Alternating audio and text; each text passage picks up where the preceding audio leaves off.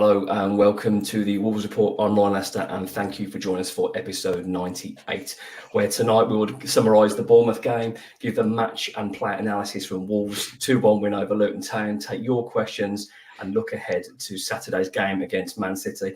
Every week now, these boys have got the giggles. I have absolutely no idea why. It's our own Bonnie and Clyde. It's Nocky and Tyler, our club captain, supposed to be taking responsibility, Mark Knock, and our director of football, Chris Tyler. Thank you for joining us for this latest live episode. You can join in with the show on Facebook, Twitter and YouTube. And also a big thank you to those listening back on those platforms as well as Spotify. Straight into business, Nocky. Last Wednesday, Wolves lost at home to Bournemouth in what Gary O'Neill probably described as Wolves' worst performance of the season, where it finished Wolverhampton Wanderers 0, Bournemouth 1. Yeah, it weren't very good, was it? I mean, we could have been 4 goals down in the first 20 minutes. I thought they were all over us. Senesi, Solanke, Kluivert, Scott. So they just found space all over the pitch and they were just picking holes in us. There seemed to be such a gap between the defence and midfield. I wasn't completely sure what shape we were actually playing. We seemed to be playing a 4 and then we dropped back into a 3. It was just messy and it was all over the place. There's a lot of players for us who didn't look fit. And it was just a really poor performance. And I think we probably got away with 1-0, whether you take the VAR out of it or not. I think that they were far superior, and I couldn't have argued if it had been all over by half time because they were just in full control of the game. It was a real disappointing performance. We couldn't get the ball to stick up front.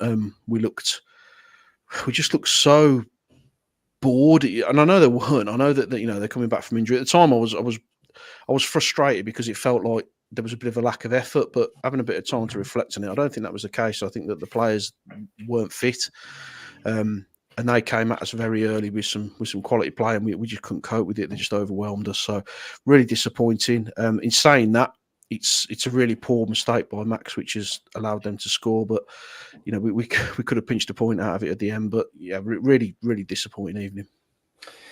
No, Tyler, thank you, Nocky. Tyler, we've given Gary lots of praise over the season, and we've cut him a lot of slack because of how wafer thin the squad is. I think on Wednesday, I think he tried to be too smart, and I think personally for me, that performance was as much on the manager as it was on the players. Yeah, I think we had a bit of the West Ham ways about it, didn't it, really, where the players just didn't really know what was going on, did they? And the only surprise for me was how long it took to change it back, to a bit more of a... And I know we're hybrid 3 and a hybrid 4, and we do swap in and out of games, but we only really changed it back once we conceded, and that was the frustrating part for me. We could all see it was going wrong. We could all see we were getting overrun everywhere. And normally that's where he's been so good in potentially getting a player to feign an injury or whatever and get the group in and sort it out. But he just seemed to keep letting it happen. And I don't know if that was a hint of arrogance or... stupidity. You don't want to say those words, but it was baffling because it just needed to be changed. And, Knock was right. We're talking about VAR again and potentially having a decent second half, but we were well off it, and Bournemouth were excellent. And they're a good side. I think we said they're a pretty good team, aren't they? They've got some very good players, and they were just too good for us on the day. Sometimes that happens, but Knock is right. They look tired. They look fatigued. Again, I don't think it was a lack of effort or commitment. I just think we got done by a brighter, sharper team on the day. But Gary got it wrong. And like I said, the only surprise was he didn't change it quicker, really. Yeah, Gary's built up a lot of credit and I think it's only fair for balance that when it's wrong, you have to call it out. You can't just keep praising him and clapping him all the time. And he's not perfect. We're not perfect. The players aren't perfect. And I think he did say it was a disappointing performance and Wolves can do better. And I think he can do better that day. Whether that was he was so desperate to beat Bournemouth, because whether you like it or not, if any of us were returning to our old employer, you want to beat them, regardless if you're saying there's no problem whatever. Granted, it was a platform for him to go on, and then he's now managing Wolves. Regardless, though, Gary would have really wanted to win that, and that would have hurt him. So I just felt like it was a bit too overcomplicated. We didn't really know what we were doing. It looked like it was, as Tyler said, it was a hybrid back 4, but it just didn't work. And one thing I would say, though, Nocky, is despite how some games have been poor, understandably, regardless of the situation, even if the tactics have been confusing, the whole team is still buying into it and they never stop playing for the manager, even if what the standard was, Paul. Yeah, I mean, it should be a given. That shouldn't be a pat on the back for anyone, that your minimum requirement is to put a bit of work rate and effort in on the pitch. It was our worst performance of the season. I can't remember anything worse than that. Definitely in terms of the first half. I don't think I've seen a worse 45 minutes from Wolves this season. But they did improve second half, and I think they improved when they took Doyle off. I think they improved when they took Sarabia off. Chirewa gave us a little bit of energy. Didn't hugely affect the game, but he just seemed to give us a little bit of just a bit of that young, I'm just going to have a go at this kind of attitude. And I thought Doherty as well. I thought Doherty stabilised us a little bit and just made us a little bit more rigid. So we did improve in the second half, but we didn't create enough to really warrant getting anything out of it. We just kind of made things a little bit better for ourselves. And you know, on another day, the goal's not disallowed and we end up walking away with a point, and you know, we're absolutely delighted with that. But on the balance of play over the 90 minutes, I think, you know, Bournemouth were comfortably the better side. Yeah, I would totally agree. There's no question, Tyler, that Bournemouth were the better side. They looked a team that had a regular sort of 11 or 12. They knew their shape, they knew their plan. And almost like at West Ham away, as we mentioned earlier on, we almost played into sort of their hands because it just sort of, it completely suited them. So frustrating as it was, unfortunately, we can't get away from it again. We have to talk about VAR. Now, I'm sick of talking about it, and everyone else is sick of it ruining the game. And I know you in particular, Tyler, some of the things that we've said in private about how much enjoyment it's taken away. I know you watch a bit of Solihull Moors and watch other games, and how much more free you are to enjoy and celebrate those moments. But talking about that moment in particular, at the start of the season, it was said they're not going to at the start of VAR, it said that we're not going to re-referee the games, we're not going to interfere, we're not going to do it again. But you mentioned it on the group chat, Tyler. That's probably the worst one of the lot, because genuinely, I still don't understand how that goal's been disallowed. No, nor do I.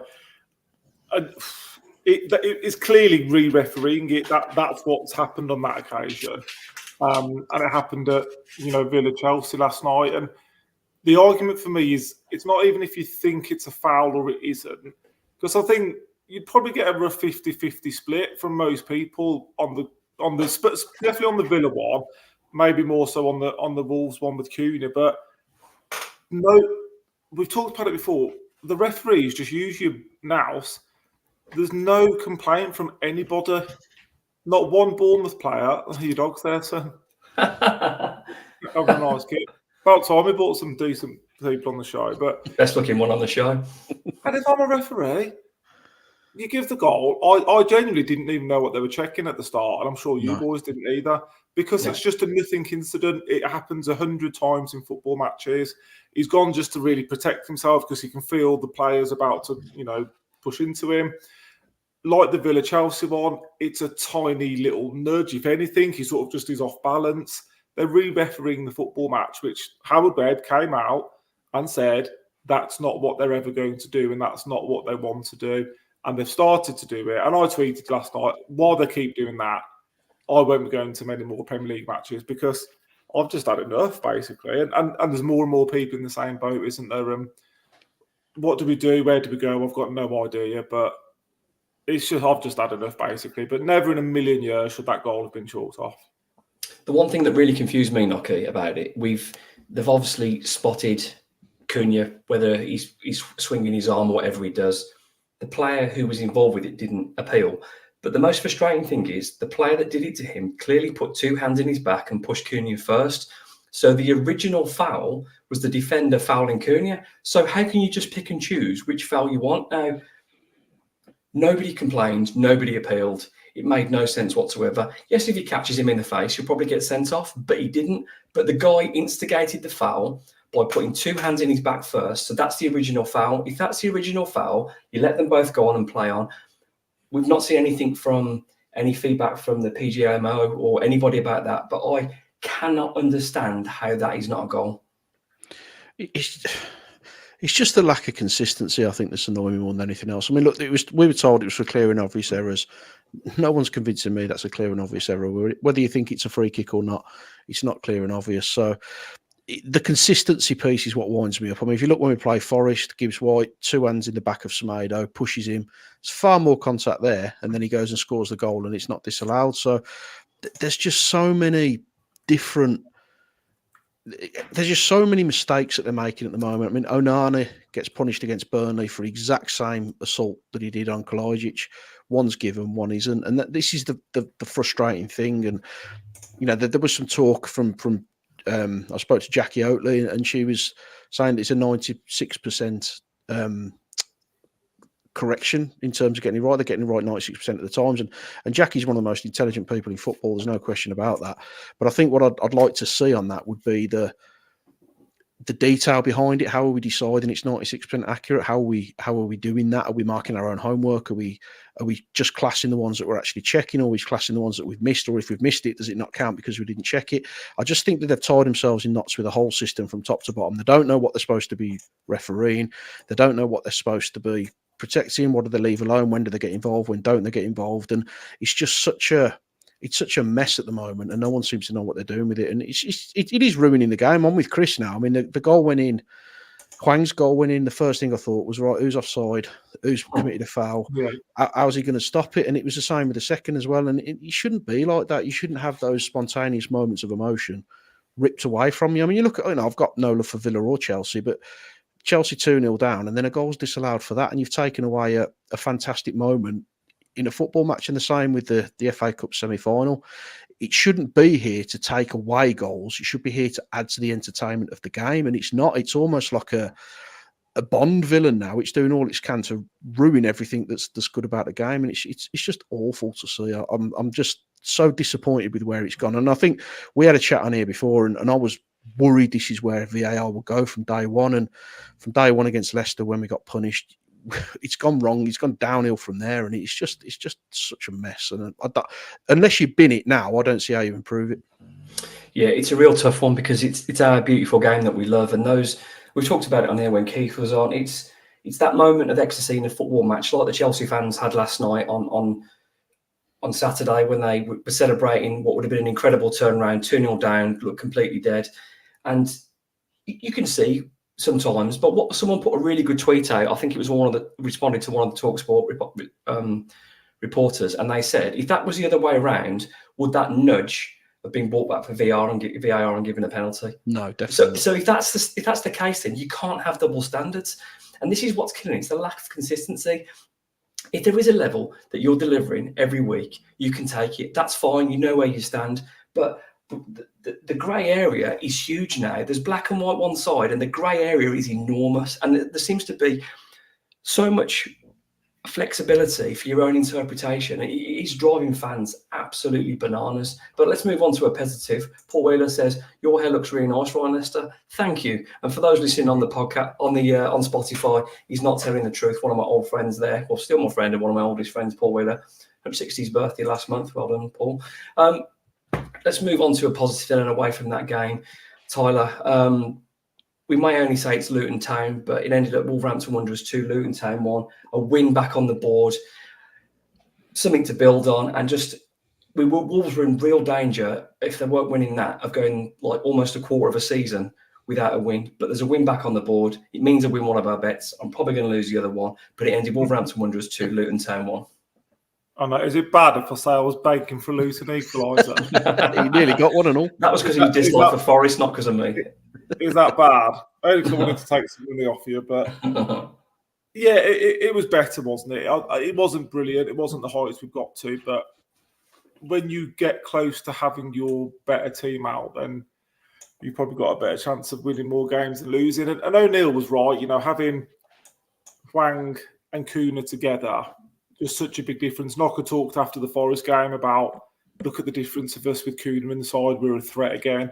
And now we've got Kuna and Hwang in the side. And it's not a mistake. We look threatening. And O'Neill was right, wasn't he, about the first goal? He said, we don't score that goal if Hwang's not on the pitch.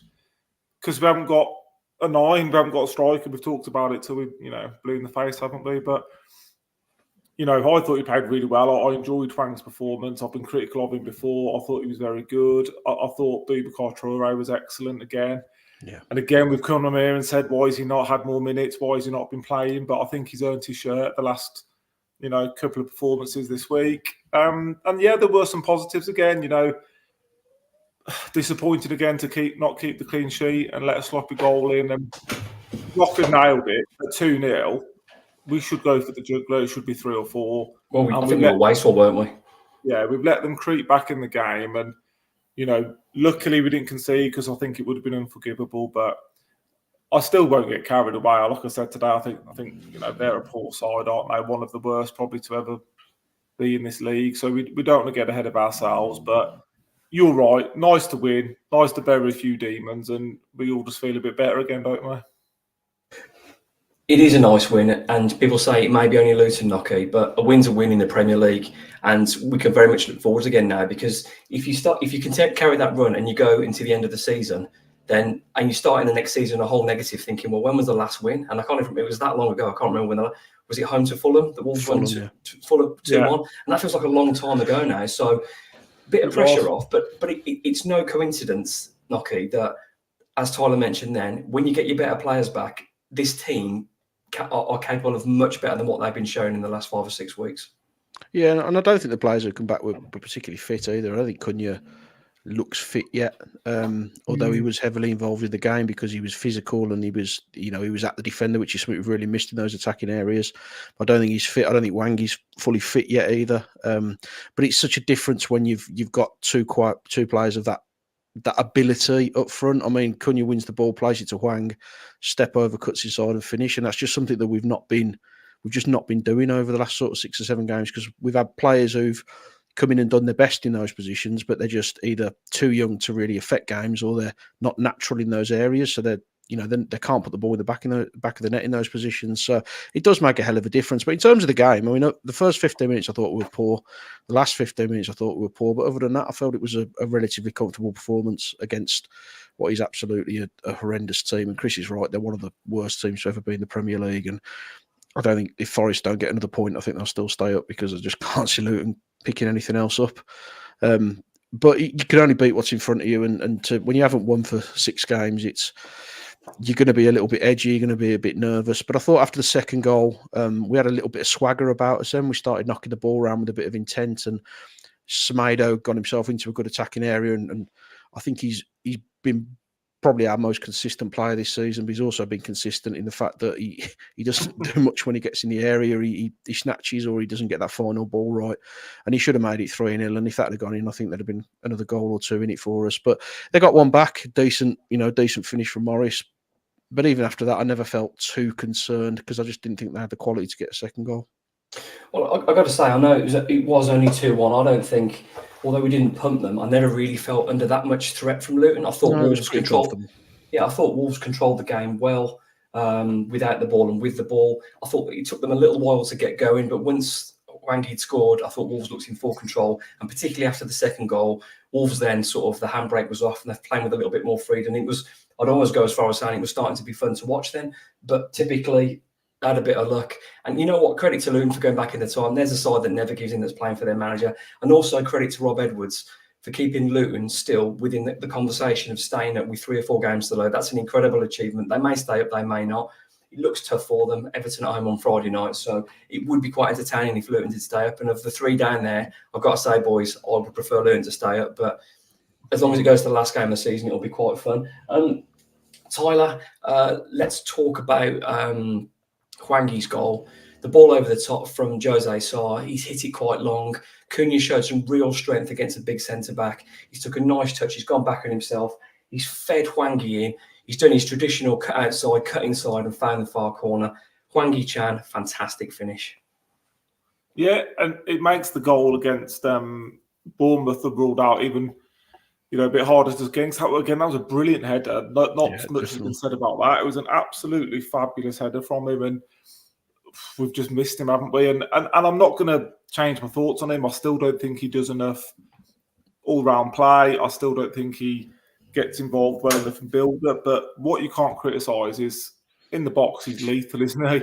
He's been lethal this season, and we've just missed it. And I think O'Neill came out and sort of commented about him being our number 9, and he's definitely earned that, hasn't he?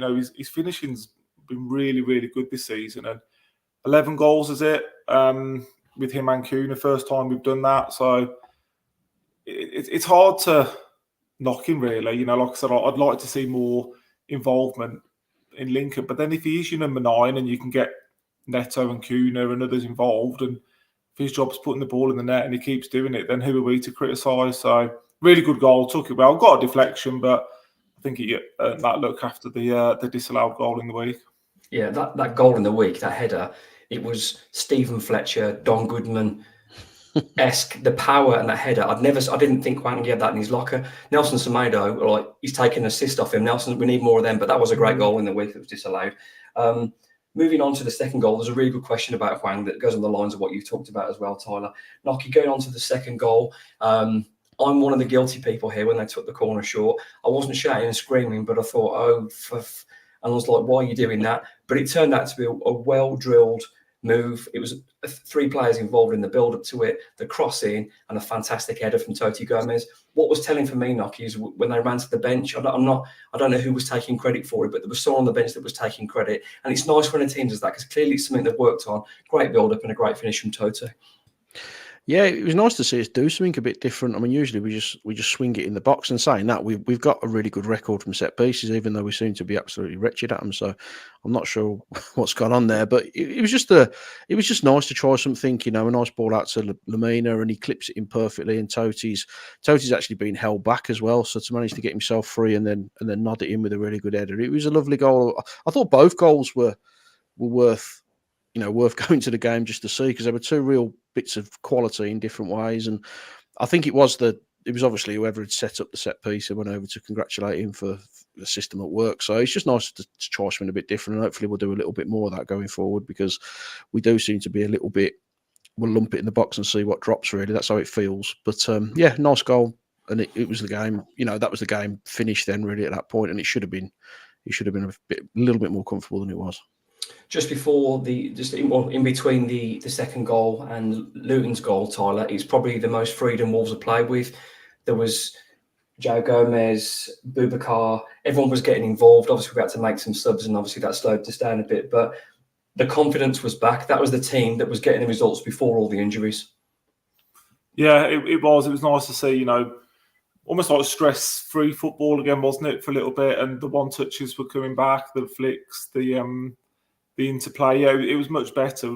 What we got used to watching, wasn't it? And I think that's probably why it's been a bit harder than we thought, seeing these 5-6 games without a win, because I felt it had gone a bit stale. It had gone a bit backwards and sideways again. And the safe pass where, when we had Neto, Kuna, Hwang, we were lethal on the break, weren't we? And, the interplay's probably never been excellent, but the pace we broke at, teams were terrified of us, but we became the exact opposite, and we just came very easy to play against, didn't we? So it was nice to see just a bit of confidence flowing through again, wasn't it, really? And I think, the only thing is it would have been nice to get the 3rd, maybe even the 4th, but certainly deserved the win. And, it is a positive, because we've got a tough 3 games to finish the season, haven't we? Absolutely. I think Nelson Semedo has never been great in front of goal. He goes on a fantastic run. He sits the defender down, and then he looks like knocking in front of goal from that moment on. It's not good. We're just a little bit wasteful from then. We have to do better in the future. But it was nice to be in that position when we could afford to miss it, and it didn't really affect the outcome of the game. Now, we're going to move on to the next section now when we go through the team. We have a bit of debate internally whether people are still interested in this, because we seem to say a lot of the same things. But although there was a slight difference this week, because obviously Nelson played most of the game as a right centre-back and a 3, and it was a midfield 3, there will be a variation. But I'd love to see on your comments whether this is something you enjoy when we go through the team. It's a bit samey, because obviously we're doing the show because we enjoy talking it and about it for you guys as well. So any comments on there, what you think about it in terms of going through the show, whether you like it or not, put the comments on, and we can talk through that. Nocky, start us off with Jose Sarr. Well, we can talk to him a bit, really. He didn't really have a lot to do, and distribution-wise, I don't think it was too bad. I thought there was a few that got wedged out of play, but the kick for Hwang's goal, he set that in motion by playing it out to Cunha, so he was there when he needed to be there. And I thought there was a couple of moments he made a decent save from Ross Barkley. He should save it, but it was still a decent save.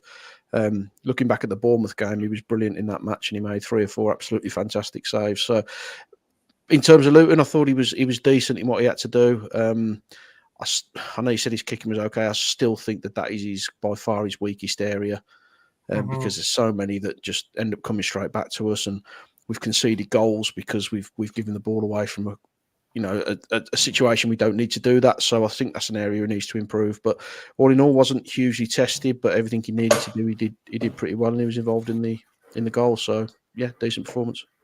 I'm not sure Jose Sarri will be a Wolves player next season, Knocker. No, I don't think he will either. If Gary O'Neill is the manager, not that he doesn't rate him, because Jose Sarri's shot-stopping stats are as good as anybody's in the Premier League.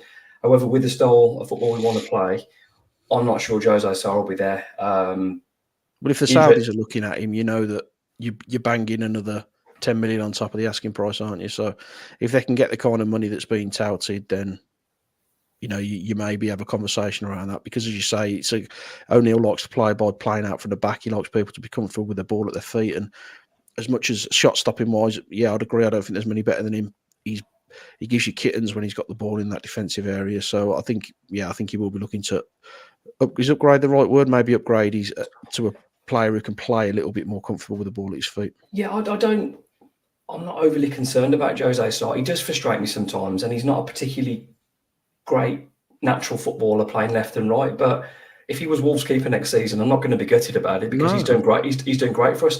And I do actually think under Cutler he's improved the last 12 months. I don't know what you guys think of that. I do actually think he's got better. Moving on to the back three, Tyler, obviously your favourite player scored, but I want to talk a little bit about Nelson Semedo, playing this sort of a hybrid right centre-back of a three, occasionally bowling forward and swapping with Doherty. Interesting sort of situation, but I think it worked. Yeah, I liked it, actually. I thought they worked quite well. And I know Toti's my favourite player, and Matt Doherty's yours, Ryan. So we'll get their times, can't we? I'm with Nocky. I think Nocky got the word spot on. He said he stabilised us, and I'm not sure I want my players to be stabilising us, but we looked all right when he came on against Bournemouth, and we looked all right against Luton. And weirdly, I don't know why I'm saying it, but the Semedo and Doherty right-hand side seem to work quite well. And he's a clever footballer, hasn't he? I know you want to talk about Semedo, but Doherty's lost his pace. We all know that. But he's clever and he's smart, and they covered for each other quite well. Kilman started a bit shaky, actually, didn't he? I think Morris got him a couple of times, and you think, oh, here we go, he's going to get bullied again. But he came back into the game well. And Toti, yeah, I'll forever say he's got his feet on the wrong legs, but you can't knock his commitment, his desire, his will to win. And the goal was excellent, and he deserved it. So fair play to them. But yeah, I enjoyed Semedo and Doherty, actually. I think it worked well. But Nocky's right. That piece on Semedo, just score the goal or just square it for the tap in. It's that decision making with him, isn't it, in the final third? Final third. He probably knows himself. He needs to work on. But for consistency and performance, probably my player of the season, to be honest. Yeah, I mean, the thing, Nelson's did all that hard work. He's burst through. He's dropped the defender like he's not there. The defender's almost like, when defenders give up because they know it's a tap in, his head's dropped.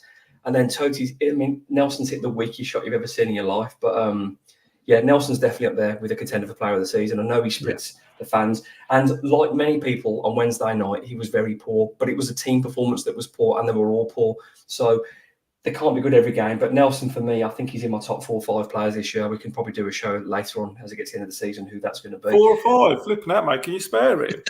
Yeah, that's it. That's it, mate. 4 or 5. It's half the squad. That's all. That's what's going to be a short show. Nocky, we talked about Matt Doherty. Tyler's touched on him. So just talk us through Matt Doherty and Ryan Knight-Norrie. I'll start off with Ryan. Got to be honest, Ryan didn't look quite. I know he has that bit of sparkle, but that was probably one of his quieter games for me. And I'm not sure that was his own fault, because most of the play seemed to be going down the right-hand side. He didn't really get a lot of ball in the first half. He didn't look fit to me. He didn't look like he was as mobile as you're used to seeing him. He wasn't doing some of those flicks and tricks that he normally does. And I think he was okay to play, but I don't think he was really fit. If we'd have had perhaps more options on that side, and it was a game that we weren't quite so confident we could win. I don't think he'd have played. So, yeah, he didn't look fit for me. But he did his job. He didn't do anything wrong. He just wasn't his usual self. In terms of Doherty, I did say he stabilised us because I think that one thing we've been lacking on there is perhaps a leader, someone who's a little bit more vocal. And he is a bit vocal. You maybe don't see it as much, because he's not screaming, shouting, but you can see him directing people and dragging midfielders across and securing the back lines. He's a decent player, and he's been around, and he understands the game. He understands his position, and he just gave us a little bit of composure down that side. And you're absolutely right. He linked up really well with Nelson. They covered for each other really well. He didn't pull up any trees. He wasn't, he didn't look like he was going to score, but he just gave us, we just looked more balanced with him in the side. So for me, it was, he was probably as good as anyone else on the day, really, in terms of what he needed to do. He was solid. Yeah, I mean, the Matt Doherty that was flying, that had a lot of freedom under Nuno, to the Matt Doherty now are two very different footballers. But what I would say, though, now is I don't think he's given the freedom under Gary O'Neill to do what he did, because under Nuno, Doherty was allowed to get up with the forwards, and I think Bolly or Sace would come over and cover for him. And for me, his biggest strength is his ability to make late runs in the box, to get on the far post. He was very intelligent at finding the right space at the right time. He's not allowed to do that now, so we're asking him to do things that aren't his strengths. So, but I have to acknowledge, as Tyler said, it was a partnership that worked well on Saturday. As for Ait-Nouri, he set his standards so high. When he is quiet now, you really notice, because before his injury, and even when he come back, the kid was absolutely flying. He was dropping people left, right, and centre, and you thought, we've got an absolute worldie here. So when you set your standards that good, you do that well. When he's off, you tend to notice it. A first for Wolves and Gary O'Neill with a three centre midfielders all playing in centre midfield. Tyler, we knew it was going to be a physical challenge against Luton. Tough, physical, strong team. Ross Barkley being their star man, but I thought the Wolves midfield coped with him really well.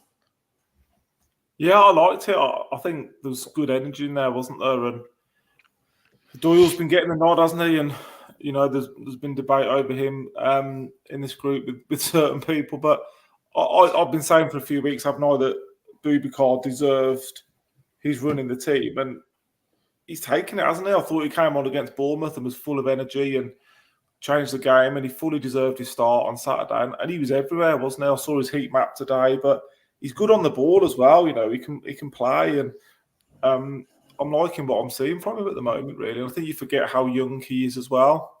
So when you've got him and Gomez, two young lads still learning the game, they did really well, really. And I thought Lamina was, solid again, wasn't he? Just big, strong, not letting people get the better of him. But like we've talked about, I'd fully expect them to win a midfield battle at home to Luton. So, we just need to be aware of that. But Barkley's someone I'd sort of look at snapping up. I think we talked about it on the group. He's 30. Yeah. He's matured now. He's that different player that we haven't really got in centre midfield. So I'd be sort of all over him, really, if it was me. But no, I thought the three did well, and a lot of the energy, a lot of legs in there. And I think we might need those on Saturday at Man City, won't we? So it wouldn't surprise me if we saw the three again, really. Yeah, I felt it was a dress rehearsal for the Man City game, and obviously wasn't treating it that way. But we know we can't play Doyle because he's playing against his parent club, and technically he's still a Wolves player until he signs permanently, so you can't face your own club. I felt like it was a dress rehearsal, and those three, they might get technically beaten in a footballing battle, but in terms of stopping, you're not going to come up against three Premier League midfielders who are as mobile, as strong, and as robust as those three. So, but they'll certainly be tested on Saturday afternoon at 5:30 against Man City. That'll be a test and a half. Mocky, we had a front two. What Cooney was allowed to drop a little bit deeper, Hwangi more than number 9. And it just worked. When you've got those two up front, when you've got pace, when you've got someone that can hold the ball and link, it sounds really simple, but when you've got players with strength and pace, Wolves look a completely different team. Yeah, I think Hwang maybe doesn't always get the credit that he perhaps deserves, and he makes some really clever runs. He got him behind. I think it was in the first half, he got him behind, and there was a ball play through to him, and he's one-on-one, and it's a poor finish, but he's worked himself into that position, and then the goal, I thought, was an excellent finish. They link up well. They've got a good understanding. You have got Cunha who likes to drop a little bit deeper so he can pick the ball up and drive through midfield. But he's always looking for Hwang, and Hwang's always likely to give him an option because whatever your thoughts on him, he never stops working, he never stops running, and he's always pulling players out of position. He's always driving into the corners and then looking to make that run. And it's not, it's not always the right decision, but he's always available to you. So I'm pleased that he's back. He should have scored 2 in 2 because we know how good the header was, and I don't think he should have been ruled out. So if he gets back into form for the last sort of 3 games of the season, he could get himself a couple more goals because I think he's probably quite an underrated player in terms of what he offers you on the pitch.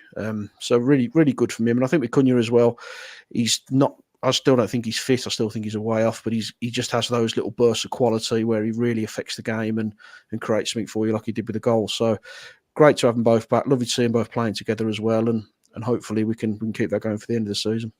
Absolutely. Cunha's just on the ball. He's got that bit of class about him, hasn't he? He's not the biggest guy, but he's got the strength. His strength he showed to set Hwang. He looks Brazilian, doesn't he? Yeah, he just looks Brazilian on the ball. He looks so composed. Yeah, he links it nicely. He's got a good range of passing. He's got a nice trick to beat a player. Wolves are so much better. And I know we questioned it at the start and wasn't sure, but although he's come back from injury, you can see there's a £40 million footballer there. And when he's flying the hat-trick away at Chelsea, fully fit, he's such a good player and he seems to love it at Wolves. And hopefully that will continue into next season. That's the roundup on the latest player analysis from Wolves' 2-1 win against Luton Town. This is episode 98 of the Wolves Report. Chris Tyler, Mark Knock and myself, Ryan Lester. Let's move on to some questions. We're sticking on the same subject, but let's talk about it. Sean asks, with Cunha and Channy back, will Gary O'Neill explore the idea of playing Ryan Ait-Nouri alongside them in a 3 for a better reflection on him as in a more attacking role? Now, I absolutely agree with that, and I'd love to see it, but I don't think we should start it next week, Knocker. I don't think so. If he had more options to play left wing back, it may be something he considers, but I'm not sure he's 100% on Hugo Bueno, so I don't see him doing that. I do think going forward, Ait-Nouri is an attacking player. I think he's wasted as a wing back because of what he's able to do. So I could see him ending up in a number 10 if he's still at Wolves next season. Then I think there'll be maybe a little bit of experimenting in pre-season, but I think when you've got Liverpool and City coming up, I don't think you're going to play with it too much, especially when we know how dangerous they are in the wide positions, and we know that we'll probably have Salah attacking us down that side. He did a job on him before, so I don't think he will do that. I expect it to stay as it is. You're on mute, bud. Yeah, good job I did that. The dog was snoring in the background. I didn't want to hear, so he's snoring. He's had a big walk and he's sleeping now. Sean, thank you for being part of the Wolves Report. Paul has got an officiating question, Tyler, and I think you're the man to do it because you're over the officials at the moment.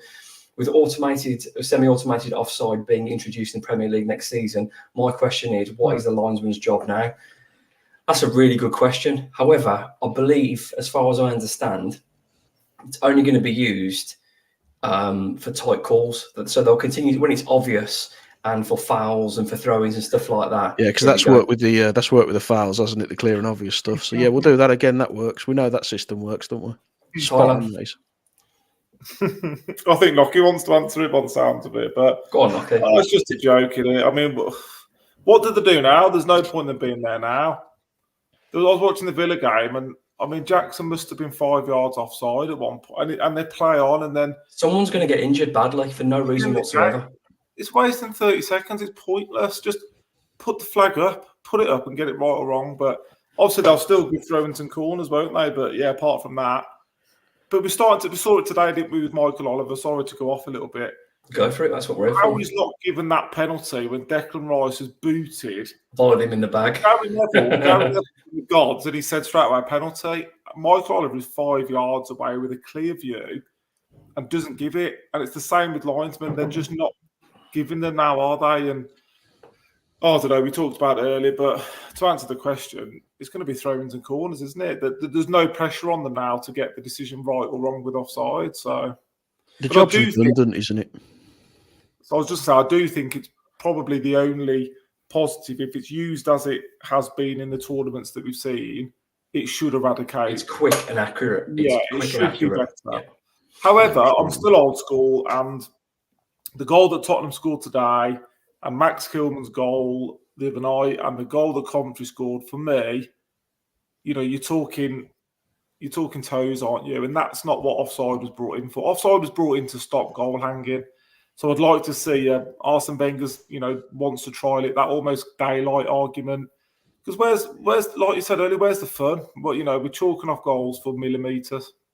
Yeah, absolutely. Football is an entertainment sport, and we're at the stage when we're looking for a reason to disallow for a goal as opposed to looking for a reason to give a goal. We pay our money, whether you're paying 30 quid as a away fan, whether you're paying 50, 60, 70, 80, 90 quid as a home fan across the country, we're going to be entertained.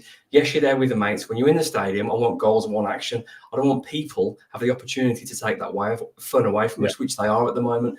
And it's become so forensic.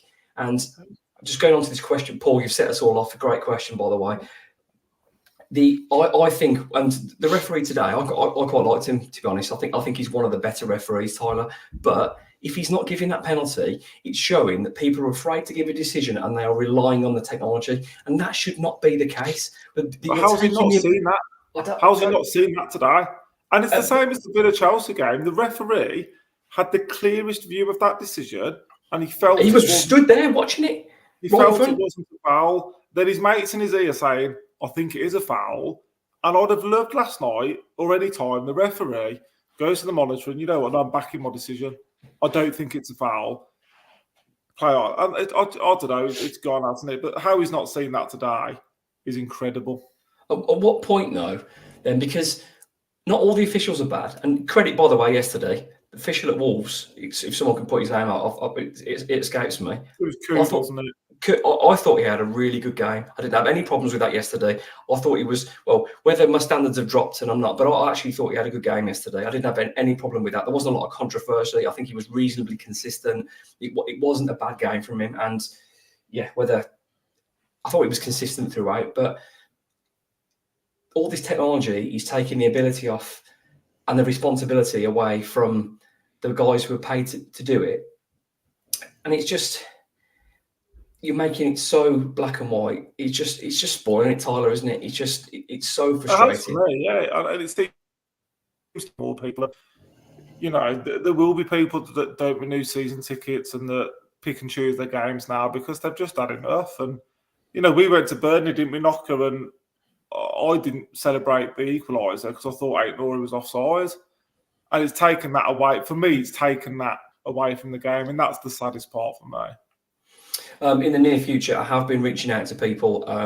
We are looking to do a space on VAR. I'm trying to do a space with some fans of other podcasts to have a chat about it, to try and raise a bit more, see if we can make a little bit more noise. Because at the moment, 3 guys here, we all met from loving our football team and our experience has been ruined. And I know a lot of people who I speak to on Twitter as well feel the same. So I'm not sure how much longer continue. Paul, thank you so much for talking about the lines when you set us all off talking about VAR and all kinds of things. Nocky, moving on to Shane's question. My question is, which players must stay for next season? Well, we'd like to keep all of them, but that's not possible. I'd like to see Cunha. I mean, I'd like to see most of them stay, but I think everyone's potentially for sale if the right price comes in. I don't think anyone's bulletproof. I'd like to see Cunha stay. I'd like to see Lemina and Gomez stay. Aït-Nouri, I'd probably like to stay because I think he could become a bit of a versatile player for us. But I think we're going to have to sell 2. I feel like there'll be 2 of the bigger hitters go. So I think you're talking between Kilman, Cunha, Aït-Nouri, Neto. I think will go. So I think there'll be a couple that have to go. I'm not too bothered who it is, to be honest with you, as long as we invest the money back into the squad and rebuild. If you're looking in terms of who's our most important players as it is right now, you'd probably look at Aït-Nouri, Cunha, Gomez and Lemina for me. They're the ones who kind of stand out, but they're also probably the players you make the most amount of profit on, so they're the ones most likely to go. So it's horses for courses really at this stage. Yeah, it's a tough one. I mean, it's a great question, Shane, by the way. Thank you for being part of the show, Tyler. It's a tough one to answer, but I could see Jose Sarr going. I think Wolves will make a good profit, signing for about $7.5 million. if he's going to Saudi, maybe get 15, 20 to profit on him there. Max Kilman, there's another article tonight, I think Talking Wolves shared an article from somebody who said Max Kilman's on the Man United shortlist for a centre-back again. That's a big move for Max. I'm surprised if I wouldn't be surprised if that happened. But for me, the obvious one is Neto. I don't see Neto being a Wolves player. I think amongst things, I think there is some kind of gentleman's agreement that he's probably gone. So I'd say it's probably Neto plus 1 or 2. So if it was me, I know you're saying, Shane's saying which players would you keep, but it makes it easier to say which one do you think will go. Jose Sarr, Kilman and Neto. Tyler, are you in agreement? Would you say those three? It's an easy question for me to answer. I think it's Kuna. I think it's Kuna. Kuna's the one that I'd be building my team around. He's the one player that's got the X factor, the quality. You can replace. I think you can replace all of the others, arguably apart from Ait-Nouri, just because he's a bit of an enigma. I love Gomez and Lamina, but what I'm trying to say is they're midfielders. They're the engine room. I think you can replace those. I don't think you can replace Kuna. I genuinely don't. For a team that's bottom half of the Premier League, for me, he's irreplaceable. And I'd be building the team around him. And I think he's that good. I think he's far too good for us, genuinely. But I think the fact we paid 45, 50 million, it's going to be tough to sell him for profit, isn't it? So he'd be the one, to answer Shane's question, that I'd really want to stay. And that I'd be building. And I'm with Docky, the others, give or take. You can't not sell Max Kilman for £35 million because he costs 40 grand. Do you know what I mean? If you're doing basic business maths, you can't not do that. So one with Noki, I'm not too fussed who goes as long as it's invested properly. Absolutely. And we can see this group of players, regardless, are all playing for the manager. You'd expect if that recruitment continues, they'll be playing for the manager anyway. Yeah. Just a question that sort of Shane's questions made me think about this. So let's say Max Kilman goes then. Are we saying that probably Cunha should be Wolves captain next season because of his influence, or would it be Mario? It'd be Mario for me. I think Cunha's a player who'll affect the game without needing the armband. He does it anyway, pressure. Yeah, it's a pressure he doesn't need. I think Lamina's the most natural leader in that team for me, so it'd be an easy switch across. Great stuff. Shane, thanks for your question and being part of the show. Going back to what we said earlier on, what we discussed, Jonah asks, do you think Hwang is better suited for the central role alongside Cunha instead of out wide on the wing? We all know he doesn't contribute heavily in and around, but makes good runs. Now, I think this, we've been saying this for a long time. Give Hwangi the ball in the box. He's the best at the club at it. There's nobody better. That chop inside and finish, there isn't anybody better. He seems to find himself there. For me, Hwangi, the further back he goes when he gets the ball, it's almost like the more he deteriorates in terms of what he can do. I want Hwangi on the halfway line now.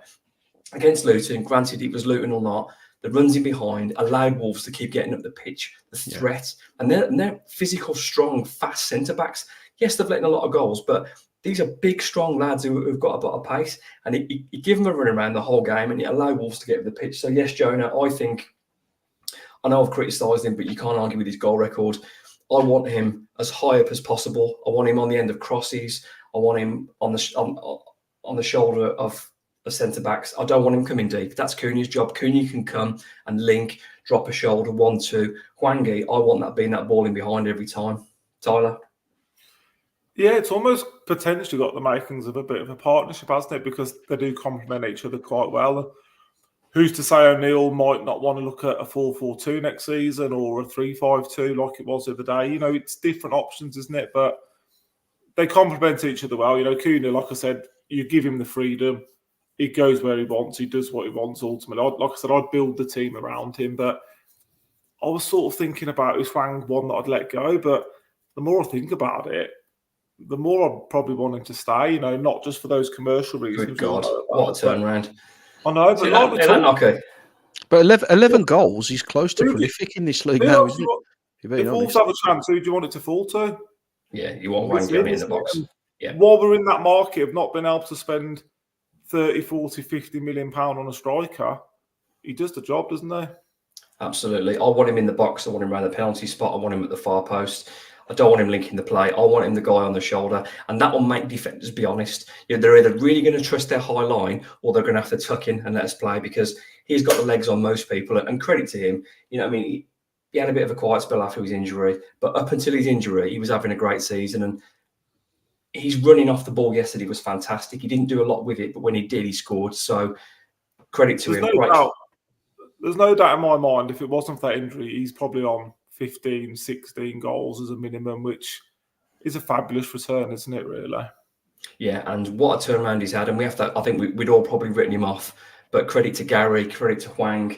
And he's done really, really well. So, yeah, I hope long may that continue. Moving on to Cato asks, great show, Ryan. Thank you very much. Now that Boubacar showed his mettle, where do you see Doyle fitting in? Well, I know Doyle's a player that really splits. Answer this one, Ryan, please. I'd like to hear it. It really splits the opinion of the pundits on the show. So I'll bring you over to our club captain, Mark Knock. I'm not Doyle's biggest fan, to be honest. No, I'm not his biggest fan. I don't think he contributes as much as he should. I think if everyone's fit, he doesn't make the team. You can see the impact Boubacar's made, and he should have been in the team earlier than he was, in my opinion.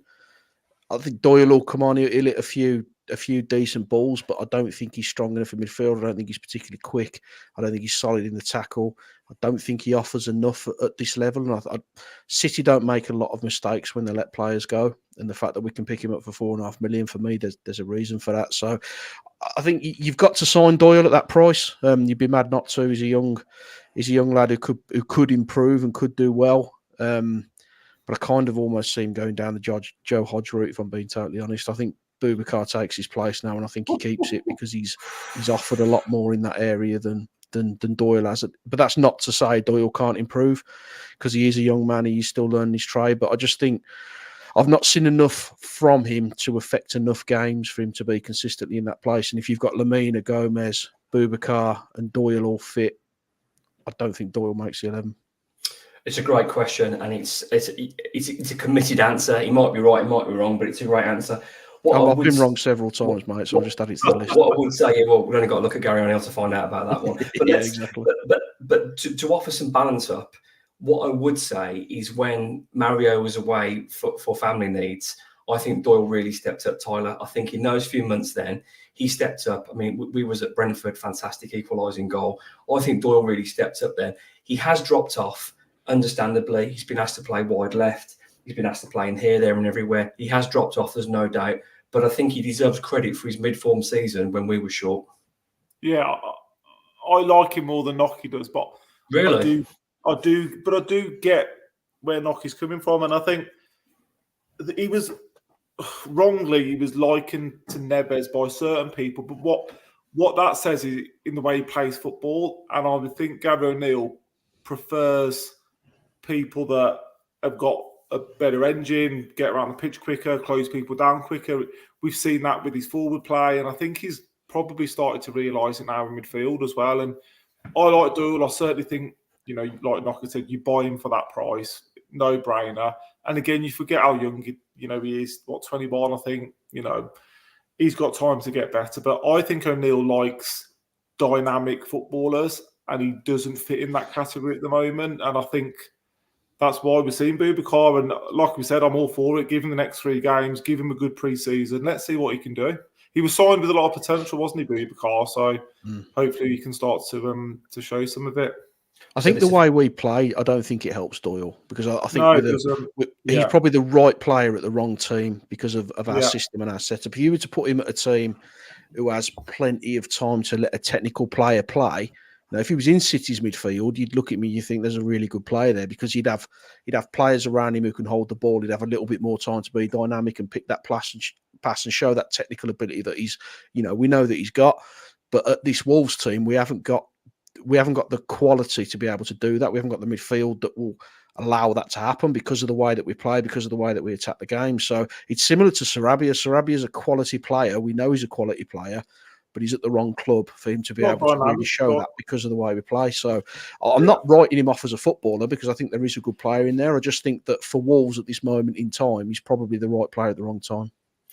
Great answer. It is very much, and Gary does adapt to the opponents, and he's very much horses for courses. Some teams play the same every week. You know what Man City are going to do. You know what Villa are going to do. You know what certain teams are going to do. They've got an identity of how they play. Wolves don't. We have a little bit, but we seem to change it quite a lot. And I know that's been probably mainly dictated by injuries for the last 2 months, but we don't have a consistent setup. But again, I want to credit Doyle for the mid part of the season when he did step up. And I think that started away at Bournemouth when he came on, and his influence in that midfield then completely changed the game when the Wolves were a goal down and changed. So I want to give Doyle 3 games. Yeah. We talked about that, Ryan, didn't we? We talked about the modern era now. We talked about Martino now being a finisher before he left, and he's the sort of player that if you've got 1 or 2-0 up, you can bring on and finish the game, see the game out. He's not He's not dynamic. And when we had Neves, we played a system that was basically built around that type of player. Now we're playing on the break and with pace and dynamism, and he's just not necessarily suited to that game. But that's not his fault. But in modern football, £4.5 million. You know what? He's probably started 15 games for Wolves and come on as a sub in probably another 15 or 20. £4.5 million, no brainer. And I could do with one of those Brentford goals again soon because we haven't got any outside the box in the league. 3 games to finish that. Only got to go to Anfield and Man City. No big deal. We'll say the best still last in the questions. Thank you for everyone for being part of the Wolves report this evening. The latest question from Paul asks, what fancy dress are you wearing for Anfield? We're all going to go to Anfield, Paul, and pretend to be a podcast. So, yeah, we've been doing that all year. Thank you for being part of the show. This has been episode 98 of the Wolves report. Chris, Tyler Martnock, and myself, Ryan Lester. Nice 2-1 win against Luton. Looking a little bit further up the table, Wolves head to Manchester on Saturday for the late afternoon kickoff to face the current European and Premier League champions. Now, I watched that game today, and Man City probably played the worst I'd seen them play in a long time, and it was still quite easy for them. I hope they play like that again on Saturday, but it's going to be tough. Tyler, this is a massive ask for Wolves to get anything next weekend. Yeah, but, just nothing to lose is they go there and just try and impact the game and try and play a little bit. And I thought Forest were brave today, I thought Forest were really brave, and I thought we'd better finish. Chris Wood should have had a couple of goals today. There wasn't half chances. There were tap-ins. Yeah. So Forest bravery, they weren't rewarded for that. And great, the better teams take those chances. City give you chances, don't they? They're not the machine they were. I mean, they're still formidable, but they're not quite the machine they were. And they do give you chances. And like we've talked about before, they'll let us play, won't they? They won't have, they won't care about us. So I'd like to think we can go there and cause them problems with Aït-Nouri, Cunha and Wang, but they'll be too strong. They'll have too much for us. We can't keep a clean sheet, can we? So we're going to lose the football game. But, like we talked about, we haven't been battered this season. No one's given us a right good hiding. And now you've done it. That continues. Nocky, talk me through your preparations for Manchester City v Wolverhampton Wanderers. I'll probably just rest everyone, if I'm being totally honest, ready for Palace, because I don't think we can compete with Man City. I mean, you want to play City at the start of the season. You don't want to play them at the end because they turn into a machine when they've got 7 or 8 games left, especially when they know they've got to win every game in the Champions. So the quality's there. Haaland hasn't been in form. He comes on within 5 minutes. He's picked the ball up, beat the defender and slotted in. So I'm with Chris. I think they'll just be too strong for us. They'll give us opportunities, and I think we'll make the game a challenge for them. I think we'll be physical. I think we'll make it difficult for them in midfield. But the ball just keeps coming back against a team like this, and eventually they get it in the net. And I'm a little bit worried that if we give an early one away, it could be a very long afternoon. But I think it'll just be a professional job by City. I don't think they'll overexert, but I think it was going to be a long afternoon. Yeah, I watch a lot of football. We all do, probably an unhealthy amount of football, but watching Man City today, they were probably at their weakest. They were at their, look at this, they were at their weakest. Nocky had a sneaky as well, I think. There's no sneakies today, son. They're out the window. For those listening on Spotify, Greg Hitman's put a 1-0 Cunha Ryan ? Maybe not this weekend. They were at their probably, I mean, I don't want to say they're at their worst because Man City never stink, but they were at their most unfluent, stiff and vulnerable today, and they still won 2-0. Forest, Chris Wood could have had 2 or 3 goals today, and that's not an exaggeration for anyone that's not watched the game. Chris Wood missed some absolute sitters. He just scored them against Wolves because that's what he does. But he had an absolute stinker today. So, but you know what? It's football, and funnier things have happened. I'm not sure what happened next weekend, but we've already won there once in the past, haven't we? So let's find out. Saturday afternoon, Wolves head to Man City. So we'll go on to our predictions. We'll go to Mr. Positive first, and our director of fun and gamesmanship, Mr. Chris Tyler. I think they won't overexert it, and I think it will just be a 2 or 3-0 City. As long as Nunes doesn't score, we're not bothered, are we? So I'll say 2-0. Oh, that'd be horrible. 2-0 and make you feel a lot I'm going to go... I've got a bit of a sneaker, you know. Good God. I fancy us to score first, actually. I think we'll lose the game. That's worse. I think we'll lose 3-1, but I think Cunha puts us a goal up. There we go. So it will be 1-0 Cunha at some point. Is that what you're telling me? For about 60 seconds, yeah.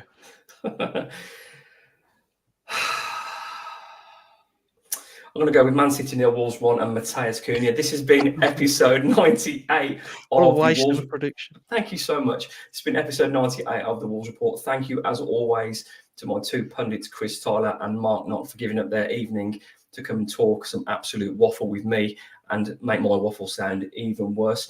You can watch this back on YouTube, Twitter, listen back on Spotify, and also watch on Facebook as well of the Wolves.